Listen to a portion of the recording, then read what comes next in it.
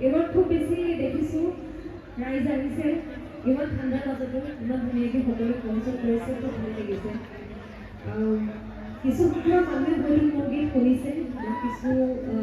ব্যক্তিৰ হয়তো মোৰ গীত শুনা নাই কিন্তু মই চেষ্টা কৰিছোঁ যাতে আমাৰ হেৰাই যাবলৈ ধৰা আমাৰ টাই আহোম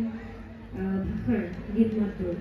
পুনৰবাৰ যাতে জীয়াই তুলিব পাৰোঁ তাৰে এটা চেষ্টা কৰি আছোঁ হয়তো আপোনালোকে নাচিব পৰা গীত নহ'ব পাৰে কিন্তু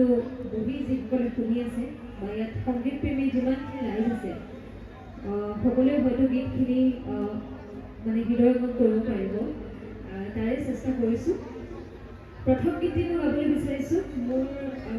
আৰু জুবিনদাৰ কণ্ঠত ৰেকৰ্ড হোৱা প্ৰথমটি টাই আহোম গীত কৌশল চৰণ চুকাফা আশা কৰিছোঁ আপোনালোকে আমি জ্যোতিমলা বৰগোহাঁই বাইদেউ অসমৰ ভাষিক আৰু সম্ভাষণ জনাব বিচাৰিছোঁ সকলোৰে থেংক ইউ